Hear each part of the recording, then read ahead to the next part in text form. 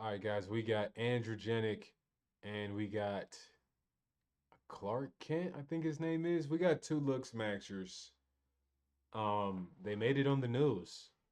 They got their own little news episode. So this is funny because we know what the news are gonna do with this. Of course, they're gonna fear monger the life out of everybody. Oh, these kids are doing steroids and they're doing peptides and they're oh my gosh, what's going on to the kids?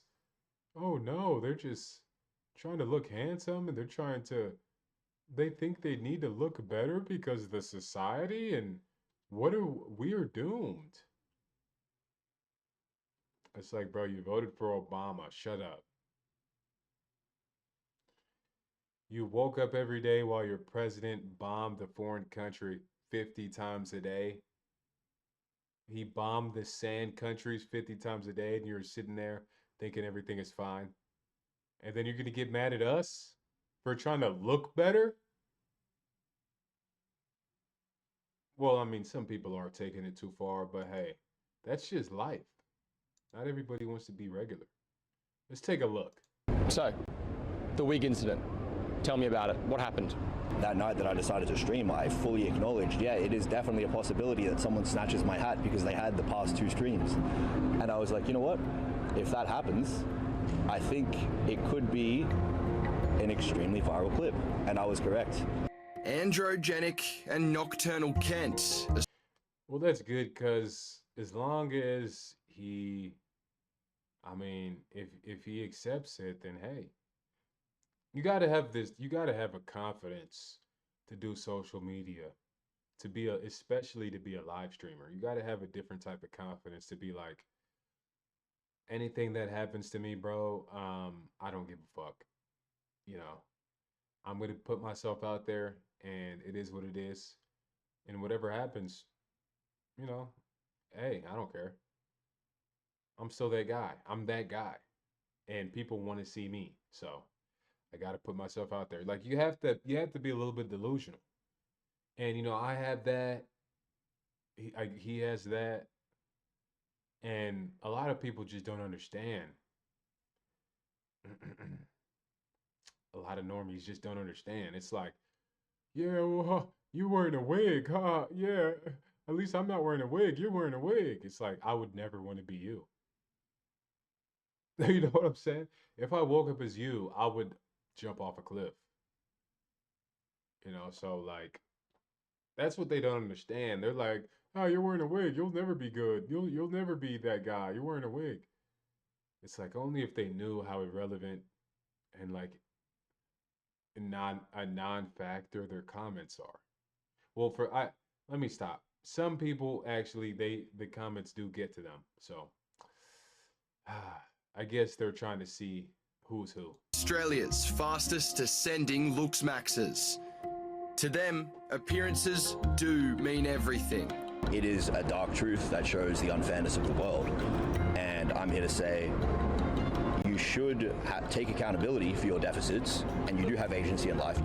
At 25 and 21 years old, real names Ronan and Kent, they've been swept up in the looks maxing hype. The movement started on internet forums around the late 2010s, but found a mainstream audience in just the last few months. It's a mantra that preaches your entire life is predetermined by looks and looks alone. They preach body modifications to make themselves more attractive. Their audience, mainly young males. And it teaches and reinforces something called the black pill, which is the belief that looks determine how you are treated in the world. To reach this peak, the methods used can be extreme, ranging from simple things like skincare routines and good gym habits to surgeries like height modifications or nose jobs, to smoking meth to stay skinny or peptide usage, recently receiving a warning from Australia's Therapeutic Goods Well, oh, let me get past it. Administration. So let's not act like people just started doing this. I mean, people were doing coke to be skinny, meth to be skinny. I mean, isn't that an upgrade? It's pharmaceutical grade meth. Come on, it's disoxin. People were doing coke to be skinny for like 3 decades. done properly, whether it's the method of That's the injection thing. or the Like way. these millennials, these boomers, they're trying to like moral grandstand. Like, weren't you guys like getting pregnant in the middle of the of festivals and the clubs, literally off of cocaine? Weren't you guys partying with like Pablo Escobar? What are we talking about? We're trying to like get more handsome. We're we're not Satan. How you're administering them, it can potentially cause some serious harm, including infection, sepsis. A unique method is called bone smashing to alter the shape of the skull. Normally you brace your head because you don't want to give yourself a concussion. The force won't, but you still want to go light. And you just do that for about a few minutes each day on the parts of your face where you want the bone to respond and adapt and grow bigger. There's cases of people who've been like kicked in the face by a horse. Yeah, I mean, I'm sure this works, but I just don't feel like doing all that. I'd rather just get a surgery, honestly. Hey, just do something to my bones, gang. That's what I would rather do. I mean, just punching myself in the face every night. Nothing against it, because hey, I'm just clearly results. I go by results. So if it gets you results, then hey, go ahead and do it. I might even advocate for it as long as you know you can do it symmetrically. That's the thing with bone smashing. You hit one side of your face too high, much or too less on the other side, and then it's just I just don't feel like doing all that. I feel like my bone structure is good enough. See, we do cope here and then with some of these things, right? We're not looks maxing absolutist. At 40 years old and their cheekbone gets enormous because the body will adapt.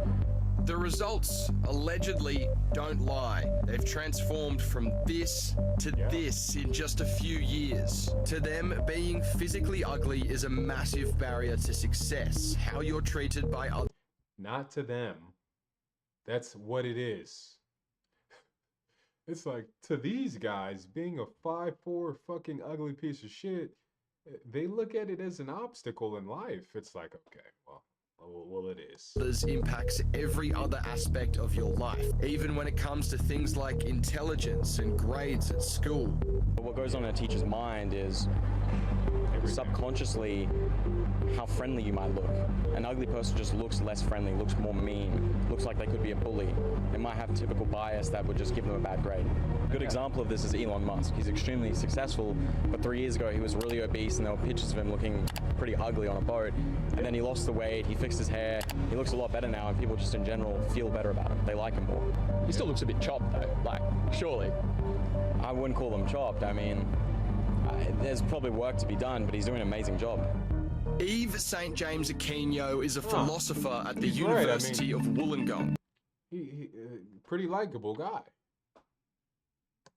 He's written a thesis about the philosophy of ugliness and why we believe it's something needing to be fixed. He explains that pretty privilege is a real thing. People who are more attractive or society deemed more attractive are considered to be more upright, morally upright, more successful, and more trustworthy.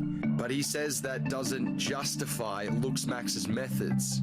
What Looksmaxers forget is that attractiveness has different dimensions. Physical beauty is just one of them. If you think about what makes some people attractive, often it's about character, it's about personality. Sometimes it's the tone of voice, the way people dress, where they live, the way they interact with other people. Looksmaxers are adamant this is not driven by insecurity, rather a desire to improve their life, in the same way that someone gets a job or studies to make themselves better. For Kent, his entry into Looksmaxing started at around 14 years old. I was extremely ugly. I was obese and I had acne, and much like most people, it was comparison. I would look at my peers who were a lot more handsome than I were. They would get more friends, they would just have more success, they could get a job super easy as well. I think I looked normal, but obviously to everyone around me, I looked like some albino, obese sort of loser. At the same time though, you know, you're 14, like you're going through puberty. No one looks good when they're 14. Why did you think that was something wrong with you at that stage?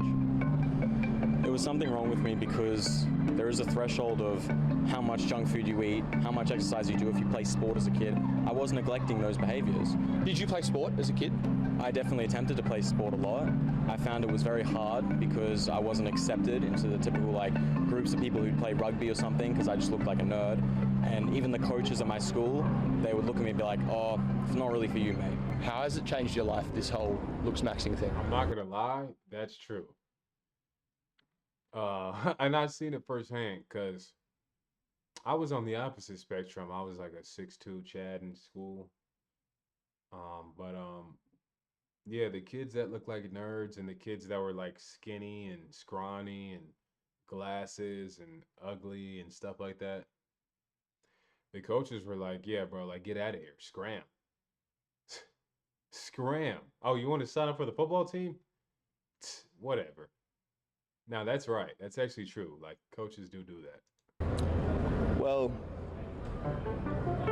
it's interesting because within the first year of me really locking in on looks maxing, I saw an immense improvement in like how I was respected amongst peers, getting interest from other women, and year by year, it's pretty much just scaled upward more and more. The sheer eyeballs on their operation is enormous. Social media numbers are continuing to grow, but it's difficult to figure out which of their fans take it seriously and which are there to laugh at them. He put the wig back on, bro. I told you guys. Androgenic's rise in this world has been stratospheric, associating with the figureheads of the movement, such as the American-based clavicular or having so-called mog wars in the same country. Yeah, there we go, baby. Yeah. There's an androgenic fucking trap. Is this a joke? Is this a meme? Like, are you committing to a bit, or is it real? Depends on what part of it. Because for virality, you have to play into a certain meme or character. But that doesn't mean that what I stand for in terms of overall optimization is a meme or a joke.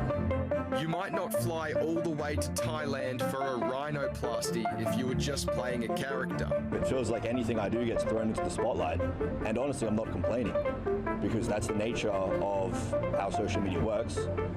You become some kind of rising controversial figure where, you can't lift a finger without the media covering you. This is the second coming of looks maxing. Aziz Shavashayan, known as Ziz, was a Sydney-born bodybuilder active in the late 2010s. Ziz pushed a similar sort of message. At the end of the day, the only thing that matters in life is having a tan. But the hype was cut short. Ziz died of a heart attack in a Thailand sauna at just 22 years old. An autopsy found a pre-existing heart condition, but it's long been speculated the excessive steroid use didn't help. I think a lot of people getting into the space that we are in were heavily inspired by Ziz. Myself, probably a little bit less. I was extremely influenced by Ziz. As a young Australian, he was an Australian as well. He was really one of the first people to perpetuate the whole, it's never over, you can look better and your life improves. Are you worried for your own health?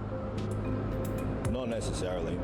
He is an outlier exception who had a genetic condition, and that was combined with extremely reckless usage. And I don't believe either of those variables apply to me. Australia recently brought in a ban on social media for kids under 16 years old. For Kent and Androgenic, that wouldn't matter. They say their biggest clientele is between 25 and 35 years old, but it is gaining influence with teenagers and young adults. I think obviously a lot of young people follow it because there are a lot of young people in the sphere on social media who are worried about looking better. But it's not really who I prefer to target as my audience. I have a threshold where if I have a 14-year-old message me, I just tell them, hey man, get out of this community. You should focus on the gym, focus on getting good grades and being social with friends at school. And the movement is not without criticism. Show your ugly face on stream, you bitch. Mate. Show your ugly face on stream. Mate, don't say that. Play stupid games, win stupid prizes. Show your ugly face on stream. Mate. Associations with the far right in America and the controversial Andrew Tate has provided fears it's leading young boys and men into the manosphere, an online community promoting hypermasculinity and misogyny. Look, with any community, there's going to be extremes, and looks maxing's obviously not indifferent to that. Politically, I'm completely apolitical. I really just take the meta stance, which is that I think politics are a waste of my time, because the more I focus on them, they're still not going to make no tangible difference to my life, because I can't change the rules of society. Mr. Aquino says modern politics and life are what's directly influencing this movement. Neglected and upset young males may be wanting control in a world they feel is leaving them behind. A lot of things that are happening in our lives at the moment, it feels disheartening, it feels frustrating, and the idea that beauty, attractiveness, and your body is malleable, I think that's what attracts people. The ideas of body modification is nothing new, historically normalized for women. So now I think parents should be aware that it's not just with their daughters that they need to speak to, they might need to speak to their sons as well about unrealistic standards of beauty. What's interesting about my research on medicalizing ugliness? I will speak to my son. This is what I'll say. Son, it's a tough world. If you're ugly, it's going to be even tougher. This is just all cope, bro. This is all cope.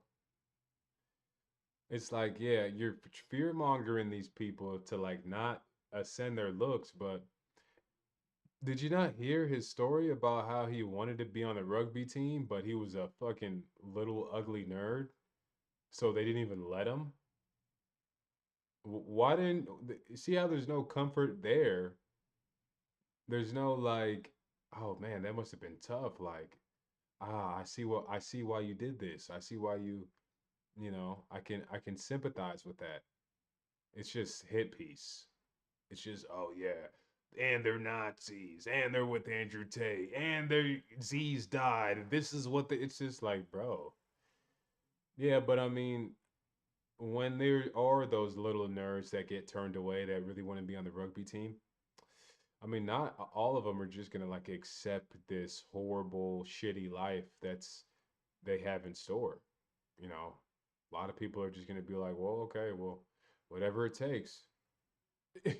Whatever it takes not to be this guy. They only live one time. You want them to be an ugly nerd for the rest of their life? There's no sympathy here, bro. They just go after like people trying to, you know, ascend. The strategy to say that unattractive features can be quote unquote corrected and then that will solve the problem. But what it reveals really is that there are underlying issues when it comes to people having issues with their physical appearance. When people resort to things like looks maxing or extreme cosmetic procedure or extreme body modification, it might be easy for people to laugh at them and say, oh, that's ridiculous. What are people doing now? What are young people doing now? I think it's easy for people to do that, but we do have to reflect what are the experiences that people have that led them to this kind of behavior. However, it is impressive to reach this frame. It's not as easy as it looks. What are my physical flaws and how can I looks max? Oh, now you're. What happened to Z's? What happened to Z's dying? What happened to that? Oh, how can I look smacks at the end of the interview? Bro, this shit just pisses me off. So you fearmonger people for 12 minutes right at the end. Yeah, well, you guys are big though. You do have a good frame. So what can I do to look smacks? How about a good faith interview? That's step one. Well, like you, I used to wear glasses, so I would say if you traded your glasses for a pair of contacts, people would see those eyes a lot better. You've got amazing lashes, you want to show them off to people. I'd also suggest to grow your hair out. Like, your skin's amazing, you look like a fit, healthy young man. Some longer hair might give a bit more appeal, just because, you know, if you look at statistics, short hair versus longer hair performs better. Love steroids. That's funny. I agree, honestly. But hey, man, Let me know what you guys think about that. It was interesting. It was interesting. I liked it. Androgenic's cool. I fuck with Androgenic, man. He just gotta reminds me of myself a little bit. But hey guys, like the video, comment, let me know if you think, they're a little bit, if they're going crazy, if they're too extreme, or if the interviewer it was doing a bit of a bad faith interview there. Let me know. But subscribe to the channel, guys. We're going to be back for more videos. Stay tuned.